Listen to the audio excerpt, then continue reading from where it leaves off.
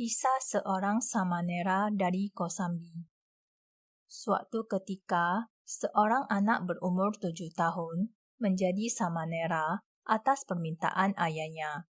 Sebelum rambut kepalanya dicukur, anak itu diberi sebuah objek meditasi. Ketika rambut kepala anak itu sedang dicukur, ia memusatkan pikirannya dengan teguh pada objek meditasi. Sebagai hasil dari meditasinya, dan juga berkat karma baiknya di waktu lampau, akhirnya ia mencapai tingkat kesucian arahat secepat orang selesai mencukur rambut kepalanya. Beberapa waktu kemudian, Tisatera disertai Samanera muda tersebut pergi ke Savatthi untuk memberikan penghormatan kepada Sang Buddha. Di tengah perjalanan, mereka bermalam di sebuah vihara desa. Tisatera tidur, tetapi Samanera muda duduk sepanjang malam di samping kasur Tisatera.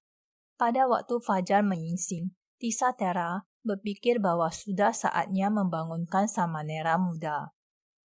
Ia membangunkan Samanera dengan kipas daun palemnya, tetapi secara tidak sengaja, mata Samanera terpukul oleh tangkai kipas dan matanya rusak.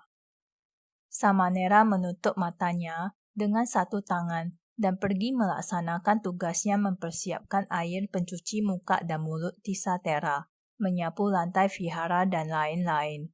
Ketika Samanera muda mempersembahkan air dengan satu tangan kepada Tisatera, Tisatera mencelanya dan berkata bahwa ia seharusnya mempersembahkan dengan dua tangan.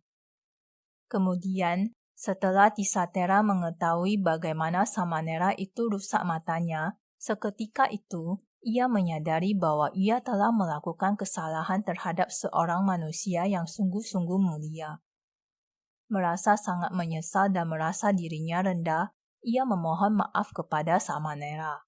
Tetapi Samanera berkata bahwa itu bukan kesalahan Tisatera, juga bukan kesalahannya sendiri, tapi merupakan buah atau akibat perbuatan karma lampau, sehingga Tisatera tidak lagi terlalu sedih.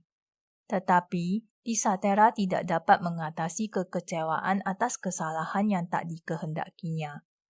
Kemudian, mereka meneruskan perjalanan ke Savatthi dan sampai di vihara Jetavana di mana Sang Buddha menetap. Tisatera berkata kepada Sang Buddha bahwa Samanera muda yang datang bersamanya adalah seorang yang paling mulia yang pernah ia temui dan dikaitkan dengan apa yang terjadi dalam perjalanan mereka. Sang Buddha lalu menjawab, "Anakku, seorang arahat tidak akan marah dengan siapapun. Ia sudah mengendalikan indrianya dan memiliki ketenangan yang sempurna." Kemudian, Sang Buddha membabarkan syair 96 berikut. Orang suci yang memiliki pengetahuan sejati, yang telah terbebas, damai dan seimbang batinnya, maka ucapan, perbuatan serta pikirannya senantiasa tenang.